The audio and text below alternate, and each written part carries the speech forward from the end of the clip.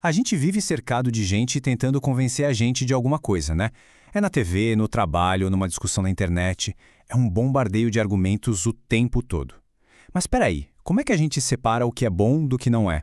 Como saber se um argumento é sólido, se foi só um erro sem querer ou se é uma tentativa de passar a gente para trás? É exatamente isso que a gente vai investigar hoje. Pois é, essa é a grande pergunta, não é?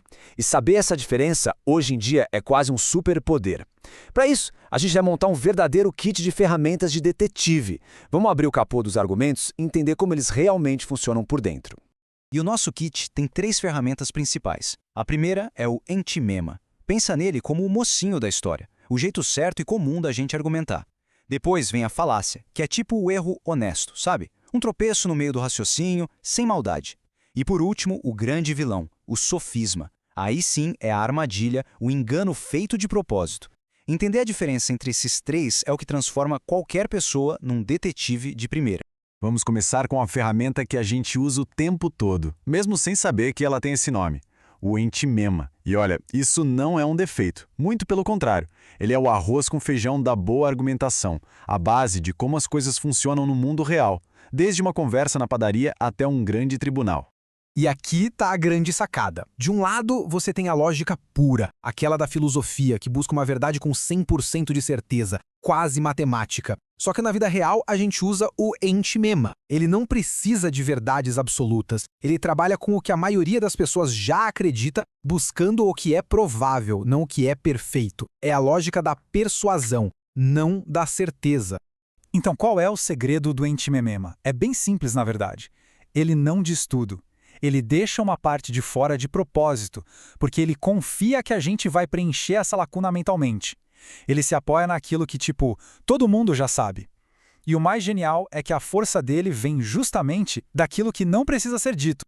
Olha só esse exemplo clássico. Este contrato é válido, portanto deve ser honrado. Parece um argumento perfeito, não parece? Super direto. Mas se a gente olhar com uma lupa, está faltando uma peça aí no meio. Um elo que conecta as duas partes. E é aí que a mágica acontece. Na mesma hora, o nosso cérebro constrói a ponte que faltava, completando com a ideia, é óbvio que contratos válidos devem ser honrados. Como todo mundo concorda com isso, o argumento funciona que é uma beleza, sem precisar explicar o que já é óbvio. É uma comunicação super inteligente e eficiente. Certo, agora vamos para a segunda ferramenta do nosso kit, que é onde a lógica pode dar uma escorregada. As falácias. Pensa nelas como erros de raciocínio, mas o ponto principal é esse aqui. São erros sem querer. A pessoa que está falando não está tentando enganar, ela só se confundiu. E o nosso desafio é aprender a identificar esses erros, não só nos outros, mas principalmente na gente.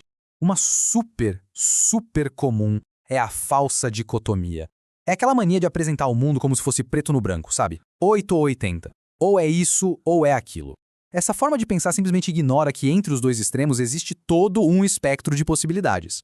Olha que exemplo claro. O argumento fraco, da esquerda, trata o problema como um interruptor de luz. Tá ligado ou tá desligado? Sim ou não?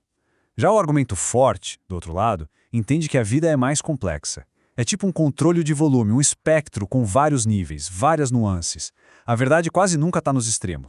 Outro clássico é o apelo à piedade, ou, para usar o nome chique, ad misericordiam. Sabe quando alguém tenta ganhar no grito? Então aqui é ganhar no choro. A ideia é usar a emoção para desviar o foco da lógica. Claro que compaixão é fundamental, mas um argumento não pode se apoiar só nisso. E aqui a gente vê a diferença na prática. O argumento fraco é pura apelação emocional. Já o forte é muito mais esperto. Primeiro, ele constrói a base lógica. A lei diz isso, os fatos são esse, o valor é X. E só então ele traz o lado humano, para mostrar por que aquela compensação é tão justa e necessária. Ele não troca a lógica pela emoção, ele soma as duas. Ok, agora respira fundo porque o tom vai mudar. A gente chegou na parte mais perigosa do nosso kit, o sofisma. E aqui não tem nada de erro honesto. Isso é uma armadilha. É um argumento que se fantasia de lógico, se veste de correto, mas que esconde, de propósito, um truque para enganar. Essa frase aqui resume tudo. Para quem usa um sofisma, a verdade não importa nem um pouco. O objetivo não é chegar na resposta certa. O objetivo é só ganhar. Ganhar o debate e a discussão a qualquer custo. A honestidade, nesse caso, fica para depois. Então, se a gente pudesse resumir a diferença em uma única palavra, seria intenção. Olha só, a falácia é tropeçar numa pedra que você não viu.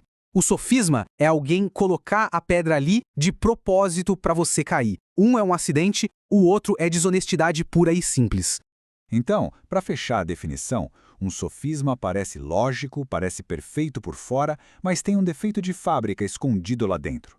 E esse defeito foi colocado de propósito. O objetivo é sempre o mesmo: vencer o debate na malandragem. É, no fundo, uma arma de má fé. Beleza, a gente já tem as ferramentas. Agora a pergunta é, como usar isso na vida real? Todo bom detetive precisa de um método, de um passo a passo. E é exatamente isso que a gente vai ver agora, para conseguir desmontar qualquer argumento suspeito. O método é bem simples, são 4 passos. Primeiro, a gente admite, ok, à primeira vista, isso parece fazer sentido. Segundo, a gente põe o chapéu de cético e começa a cutucar, mas será mesmo? Terceiro, a gente acha o ponto fraco, o elo que não se encaixa. E quarto, a gente aponta o dedo para o erro, dá nome para ele e explica por que o argumento inteiro não para em... Vamos aplicar o método a este caso. Parece um argumento perfeito, né? A estrutura se A e B, então C, parece corretíssima. Essa é a tal da aparência de validade. É o passo 1. A isca foi lançada. Mas aí vem o passo 2, a análise crítica. E a gente descobre o pulo do gato. A pessoa esqueceu de mencionar um detalhe crucial. A lei exige negligência grave. E mais importante que essa negligência seja a causa direta do dano. Essa pequena omissão muda completamente o jogo. É aí que mora o truque. E agora, o checkmate. É a hora de nomear o problema. Isso é um sofisma de omissão. A gente mostra o que foi escondido, a falta da prova da causa direta, e explica por que a conclusão está errada. Pronto! O castelo de cartas desmorona na hora. Então, para a gente guardar, nosso guia de bolso é esse. Se deparou com um ente-tema? Ótimo, pode usar, é uma ferramenta boa e honesta. Identificou uma falácia, seja em outra pessoa ou na gente mesmo? Opa, melhor evitar e corrigir o rumo. E se cruzou com um sofisma, aí não tem conversa. É desmascarar e refutar na hora. Agora, com esse kit de ferramentas em mãos, a pergunta final fica no ar. Na próxima vez que a gente ligar a TV, abrir uma rede social ou entrar numa discussão, quantos desses argumentos a gente vai conseguir identificar? A caçada agora está oficialmente aberta.